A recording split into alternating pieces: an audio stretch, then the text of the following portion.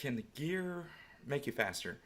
What I have here is a Schecter Elite, a shredder metal guitar, and an American Professional 2 Strat. So this one has a C-shaped neck. This one has an ultra thin neck.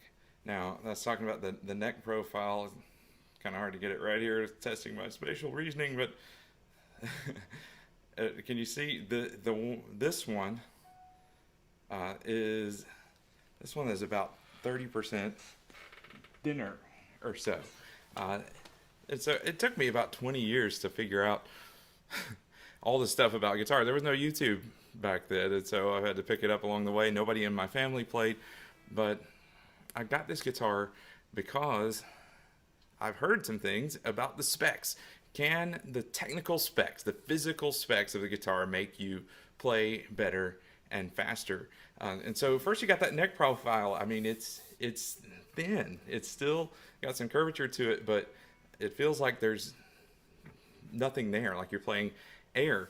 The next thing is the fretboard radius. So if you imagine like a ball or a sphere here, the radius would be of that circle as if it were curving right here. And so this is a compound radius, which means it's a 12-inch radius up here, and that's better for making chords. And then you've got flatter down here, which is better for your lead and things like that. So this 16-inch radius is nearly flat. Those are the two physical differences of this Schecter Elite versus a Strat that I think make a difference. Now, when I went to the music store, I got a good deal on this. It was used. Got it for nearly half off, so I feel like I got pretty lucky there. But the guy was like, "That's a metal guitar," and I'm like, I'm kind of a blues guy. And he's like, "Well, that's a metal guitar," and so what am I doing with this? I'm not a metal player, but I like the fusion stuff, and I like to see people use these bursts of speed. And so I wanted to see, does the physical aspects of the guitar, can it make you faster? Another thing, shredders use let's see, autofocus, can you help me? Well, you use these bigger, thicker picks that are pretty smooth, but they have a really pointy end there. It's not going to do it. There we go. So a really pointy end can make a big difference in whether or not you can do the alternate picking, the sweep picking. It just makes it more precise. Now, another thing on this guitar, you've got the Fishman active pick up here. You've got what's called a sustainiac up here. Now, I feel like that would have been the coolest thing in the world when I was 15, right? I'm not sure I'll ever use it now live, but it's really cool.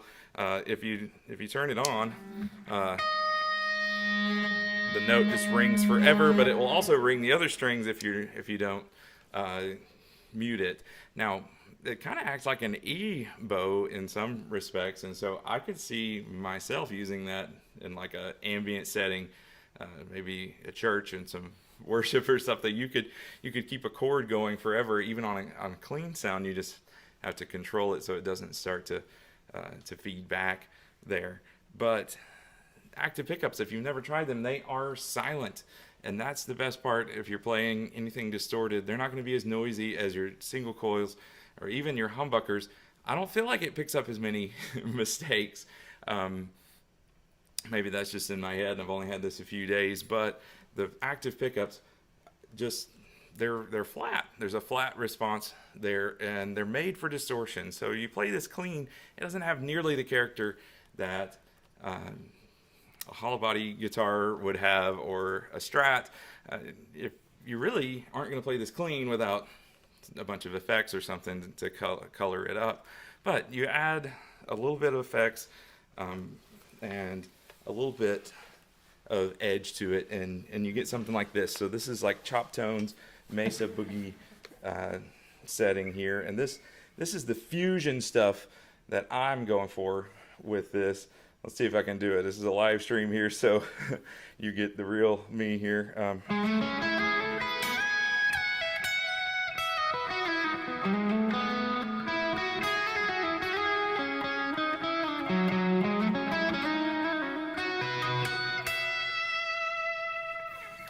So can this do fusion?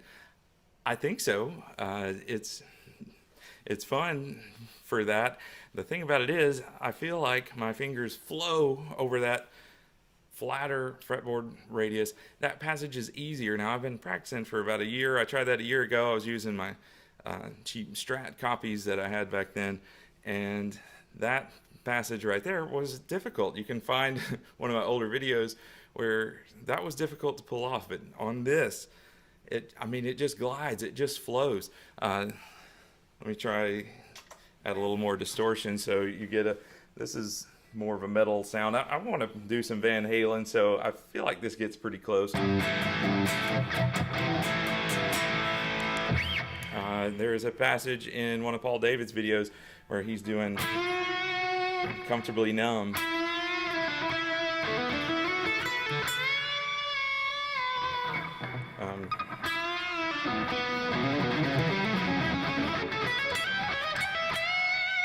And I kind of butchered that, so but it is easier than it is on my strat. My fingers do flow there. Now, will the guitar make you way better? The only thing that makes you way better is practice, repetition, and doing things over and over again, to where you don't want to be out there playing and your practice, if you can just kind of do it right a few times, that's not enough for live performance. You want to get it to where you can't play it wrong. You don't want to get it to where you can play it well. You want to get it to where you can't play it wrong. You're so good at it. So this shredding stuff, and